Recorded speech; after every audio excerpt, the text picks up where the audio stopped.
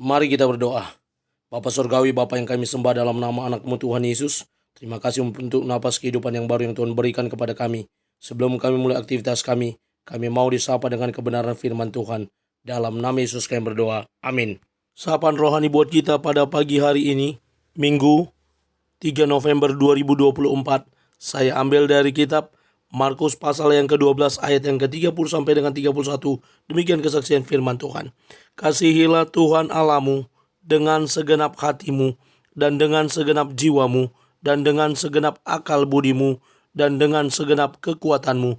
Dan hukum yang kedua ialah, kasihilah sesamamu manusia seperti dirimu sendiri.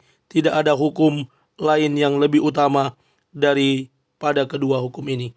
Mengasihi Tuhan Allah dan sesama. Ibu, bapak, saudara terkasih dalam nama Tuhan kita Yesus. Bunda Teresa pernah berkata, pergilah ke dunia saat ini dan mengasihi orang-orang yang Anda temui. Biarkan kehadiran cahaya lampu baru di hati orang-orang. Bagaimana ketika kita berbicara tentang mengasihi, penerapan dari semua hukum-hukum yang ada di Alkitab, di mana kasih adalah paling besar yang harus diterapkan oleh setiap orang percaya. Ketika orang membenci kita, memusuhi kita, kita tetap mengasihi mereka. Bukan berarti orang yang hidup dalam kasih tidak ada musuh.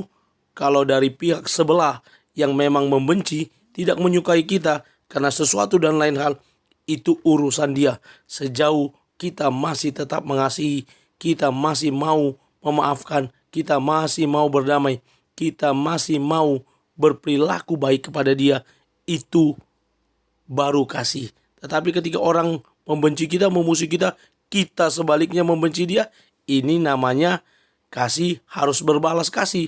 Tidak demikian. Walaupun kita dibenci, tidak disukai, kita masih tetap mengasihi.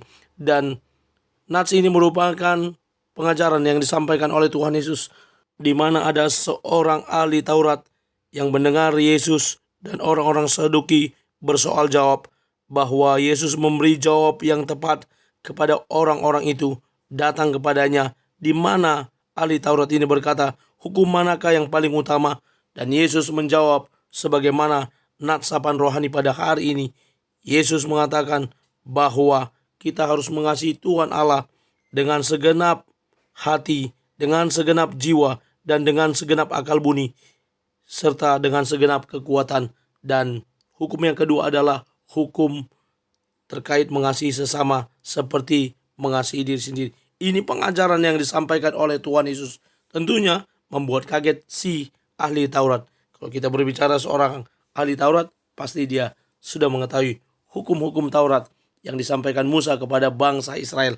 Dan saat ini dia menerima jawaban yang luar biasa dari Tuhan Yesus, bahwa tidak lagi mata ganti mata, gigi ganti gigi, tetapi kasih yang lebih berkuasa. Kerohanian yang tingkatnya lebih tinggi dari hanya sekedar mata ganti mata, gigi ganti gigi.